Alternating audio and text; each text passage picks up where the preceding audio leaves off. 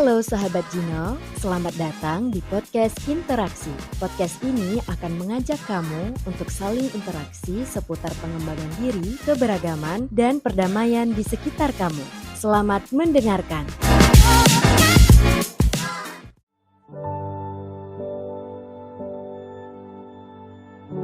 Halo, kembali lagi di podcast Interaksi dengan tema bahasan membangun perdamaian bersama narasumber Kak Rahmania Rahman, co-founder of The Floating School dan Ketua Rumah Relawan Remaja. Kalau mendengar kata damai, rasa-rasanya akan melihat pada diri sendiri sejauh apa kita telah berdamai dengan kata damai itu sendiri. Kak Ami, menurut kakak makna damai itu gimana sih? Makna perdamaian yang saya pahami apalagi ketika telah bergabung bersama di Rumah Relawan Remaja ini semakin luas. Tidak hanya tentang perasaan damai, tenang, nyaman dalam diri sendiri, tapi juga bagaimana diri ini berdamai dengan orang lain yang tentunya berbeda pandangan, berbeda latar belakang. Dan yang paling penting juga yang mungkin sering terlupakan adalah bagaimana diri ini berdamai dengan alam. Jadi makna perdamaian yang saya pahami adalah perdamaian antara diri dengan diri, perdamaian antara diri dengan orang lain, dan perdamaian antara diri dengan alam ini. Oke, wah ternyata maknanya itu dalam banget. Berdamai dengan diri sendiri, berdamai dengan orang lain, dan tentunya juga berdamai dengan lingkungan sekitar. Jadi kakak kapan sih kak pertama kali terjun untuk isu perdamaian? Dan sebagai seorang wanita, kenapa kakak akhirnya memutuskan untuk ikut ke dalam isu perdamaian ini? Apalagi kita tahu kan di Aceh gitu.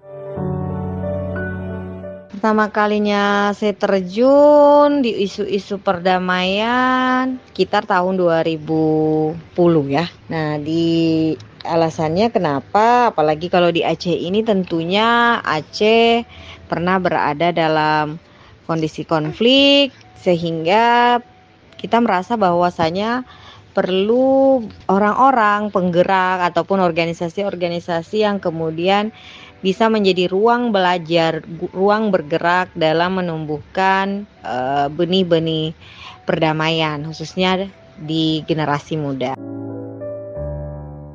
Berarti sudah 12 tahun yang lalu ya kak, karena memang Aceh pernah dilanda konflik berkepanjangan, maka kakak sebagai seorang pemuda perlu bergerak untuk menyebarkan isu-isu perdamaian. Keren banget sih Kak Ami menginspirasi banyak orang yang mendengarkan podcast ini, terutama Ginors yang memang ingin memberikan pertanyaan, boleh langsung aja ke kolom chat ya. Oke, sebelum aku mulai podcast ini, aku tuh udah stalking Kak Ami loh, dan ternyata Kak Ami adalah ketua dari Rumah Relawan Remaja.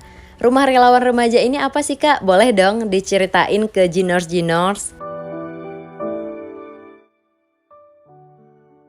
Rumah Relawan Remaja merupakan sebuah organisasi atau komunitas sosial yang bergerak di bidang pendidikan perdamaian yang dibentuk oleh pemuda Aceh juga dan berjuang hadir sebagai sarana untuk belajar pendidikan perdamaian itu sendiri, karena kita tahu bahwa Aceh pernah berada dalam kondisi konflik yang berkepanjangan sehingga tentunya perlu ada atau tempat belajar bagi generasi-generasi muda khususnya untuk mengembangkan benih-benih perdamaian itu. Nah,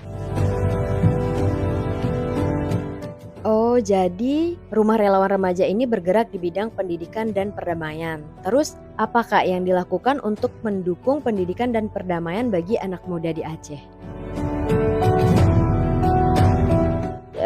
Rumah Relawan Remaja sendiri atau biasa kita singkat 3R mengaplikasikan tujuan ini dalam berbagai program, misalnya Peace Camp atau Kemah Damai. Peace Camp ini merupakan kegiatan yang rutin kita laksanakan sekali setahun, di mana kita belajar hidup bersama orang-orang yang belum kenal sebelumnya, berbeda latar belakang, dan kita belajar tentang alternatif kehidupan yang lebih damai. Maksudnya apa?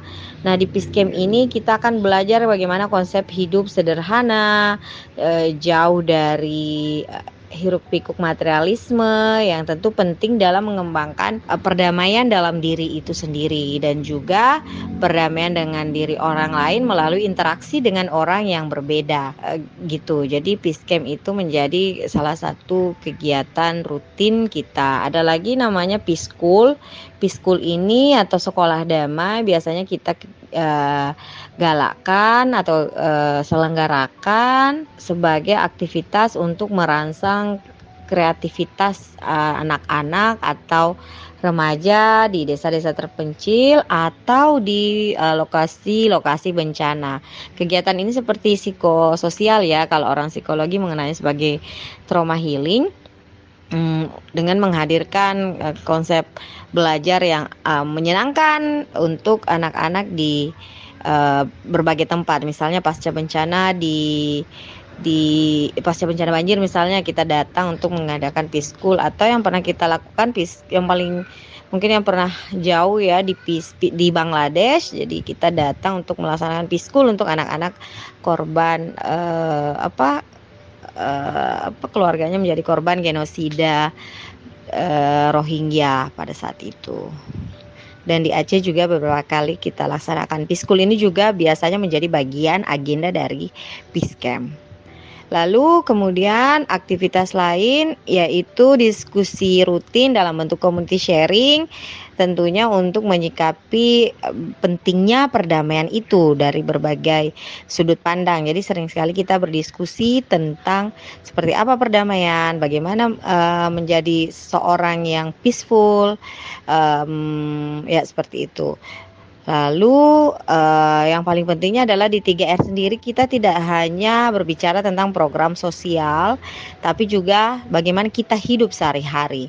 Jadi kita sangat mengedepankan namanya community life. Di sini kita memang hidup tinggal bersama ya, ada tempat untuk relawan perempuan, ada untuk relawan laki-lakinya. Jadi tentunya kita akan sering ketemu.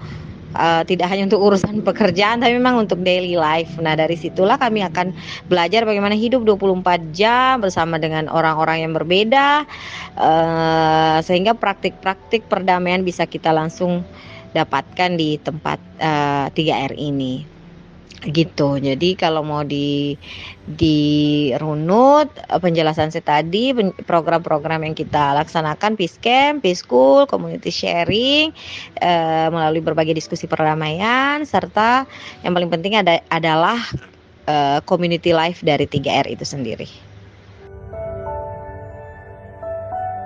Jadi ada banyak hal yang bisa dilakukan di rumah relawan remaja ini ya Kak ya, dan tujuannya itu memang untuk menanamkan nilai-nilai perdamaian pada diri anak muda dengan berbagai kegiatan yang ada. Oke, amazed banget sih dari tadi sama Kak Ami. Dan Kak Ami sebagai seorang pemuda, apa sih yang bisa dilakukan untuk mempromosikan perdamaian dan bagaimana caranya untuk memulai mempromosikannya? Untuk anak muda Aceh nih khususnya dalam mempromosikan perdamaian, saya ingin berbagi langkah-langkah ya mungkin. Yang pertama tentunya mulailah dari diri sendiri. Mulailah menjadi orang yang bisa berdamai dengan dirimu sendiri. Mulailah menjadi orang yang terbuka sehingga mampu membuka diri dan pikiran menerima perspektif yang berbeda atau pandangan yang berbeda dari orang-orang yang lain, orang-orang yang beragam. Itu yang kedua, mau belajar. Jadi banyak sekali sarana belajar ya, baik dari orang maupun dari kelas-kelas, di mana sarana belajar ini hadir untuk meningkatkan kemampuan dan pemahaman kita tentang seperti apa perdamaian itu, seperti apa kondisi negeri saat ini, kondisi dunia saat ini yang perlu dihadapi oleh orang-orang yang berjiwa peaceful gitu. Jadi teruslah belajar menjadi orang-orang yang mempraktikkan perdamaian itu. Terus yang ketiga tentunya menjadi orang yang open minded ya, sehingga akan kembali ke poin pertama tadi sih, kalau kita udah banyak belajar, kalau kita udah mau membuka diri, kita akan menjadi orang yang open minded. Yang open minded di sini bukan hanya terbuka sebenarnya, bukan hanya terbuka, tapi juga memiliki identitas, mampu mempertahankan identitas tapi tetap terbuka dengan perbedaan latar belakang dan perbedaan hal-hal lain yang kemudian kita temui ke depannya. Terus yang keempat, mempraktikkan dan juga sharing. Nah, mempraktekkan di sini maksudnya praktekkanlah itu dalam kehidupan keseharian. Lalu kemudian silahkan berbagi baik melalui forum-forum formal maupun informal. Ungkapkan pendapat kalian, ungkapkan aktivitas kalian terkait dengan perdamaian dan sharing. Sharing ini bisa juga lewat sosial media. Jadi sering-seringlah memposting hal-hal yang memang relate ke perdamaian. Gunakan juga sosial media kalian untuk mempublikasikan pendapat, pikiran, aktivitas kalian terkait dengan peace ini, terkait dengan dunia perdamaian ini. Gitu, teman-teman. Nah, mau titip pesan nih, di dunia yang sekarang serba kompleks, menjadi insan yang damai itu bukanlah hal yang mudah. Tapi ketika kita mau belajar, ketika kita mau membuka diri, kita akan menemukan kedamaian itu dalam diri. Jadi pesan pertama adalah temukan kedamaian dalam dirimu, lalu kemudian aplikasikan dan orang-orang akan tentu melihatmu sebagai orang-orang yang cinta damai dan mau belajar untuk berdamai bersama, menciptakan dunia yang lebih damai, dunia yang lebih nyaman, dunia yang lebih adil untuk orang-orang dan juga alam ini. Nggak kerasa banget kita sudah berada di ujung sesi podcast interaksi kali ini tentang menebar perdamaian bareng Kak Ami. Kak Ami keren banget. Aku suka mendengar setiap jawaban dari Kak Ami yang berisi inspirasi untuk banyak orang dan terutama buat aku yang hari ini bareng Kak Ami. Terima kasih Kak Ami sudah mau menjadi narasumber di podcast kali ini. Semoga kita dapat bertemu kembali ya Kak Ami dan juga tentunya Jinors yang mendengarkan podcast ini. Semoga bisa menginspirasi kalian juga. See you di podcast selanjutnya.